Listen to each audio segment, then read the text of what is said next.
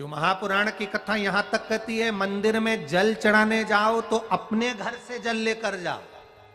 मंदिर में तो बाल्टी भरकर रखा रहता है, लोटा भी रखा रहता है, कलश भी रखा रहता है। मंदिर का पानी भरकर, मंदिर की बाल्टी में से जल भरकर शंकर भगवान को नहलाना सरल है। अपने घर से जल लेकर जब जाओगे तो घर का वास्तु दोष, घर का पितृ दोष और घर का काल सर्प दोष तीनों उस लोटे के माध्यम से जाएगा और शिव को समर्पित हो जाएगा। आज फिर निवेदन करूंगा, इस नेपाल देश की पावन धरा से डोलेश्वर महादेव की कथा में निवेदन करना चाहूंगा। जो बेटा बेटी नौकरी के लिए अप्लाई कर रहे हैं, जो बेटा बेटी चाहे सरकारी नौकरी हो, प्राइवेट नौकरी हो, सर्विस के लिए अप्लाई कर रहे हैं, उन बेटा बेटियों से निवेदन है, दुर्वा शिव जी को समर्पित कर कर केवल दूब जानते हो ना, दुर्वा सब जानते हैं। दुबा जो माला पिनाई थी उसमें बहुत सारी लगी थी,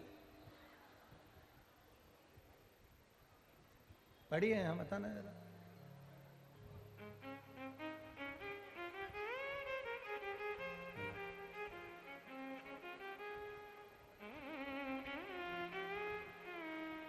दुर्वा जो बेटा बेटी सर्विस के लिए अप्लाई कर रहे हैं, तुम मेहनत करो, पढ़ाई करो, खूब पढ़ो, खूब तैयारी करो, अच्छे से तैयारी करो। जितनी मेहनत तुमने पूर्व में करी उससे दुगनी मेहनत तुम करो उस नौकरी को पाने के लिए। और साथ में जब एग्जाम के लिए जाओ, कहीं इंटरव्यू देने के लिए जाओ, दुर्वा शिव जी को, इस दुर्वा का जो डंडी का मुख है ये अशोक सुंदरी वाली जगह, फिर समझ लीजिए जैसे ये शिवलिंग, ये गोल जलाधारी, यहां से पानी नीचे गिरता है, बीच में अशोक सुंदरी का स्थान होता है।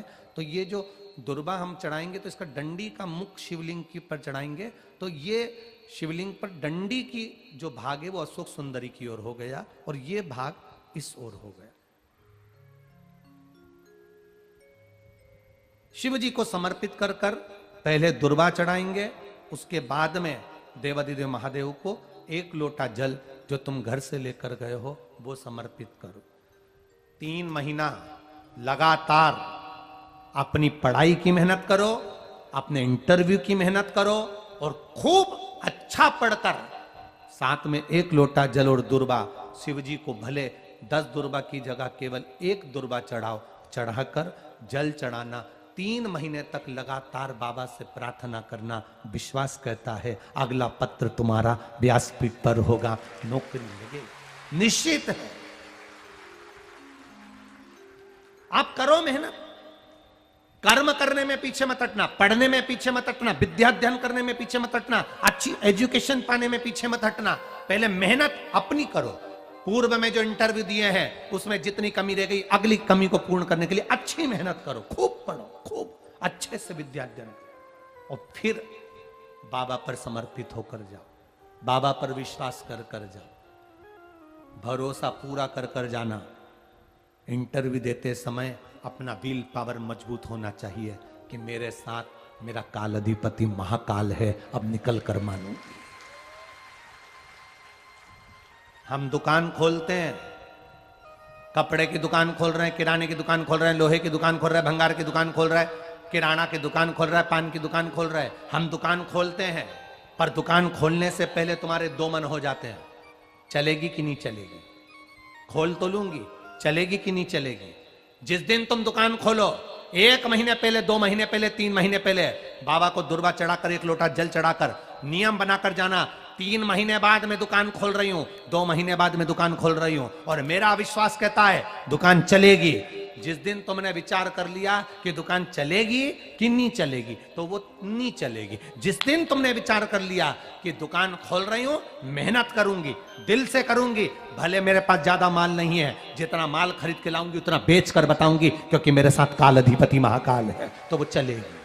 विश्वास दृढ़ करो, भरोसा पक्का करो। जिस दिन तुम्हारा विश्वास दृढ़ हो गया उस दिन तुम विजय हो गए, उस दिन तुम आनंदता में हो गए। बच्चों का विल पावर कमजोर हो रहा है, दोस्त कह देते हैं सीए की पढ़ाई बहुत कठिन है, इंजीनियरिंग की पढ़ाई बहुत कठिन है, डॉक्टर की पढ़ाई बहुत कठिन है।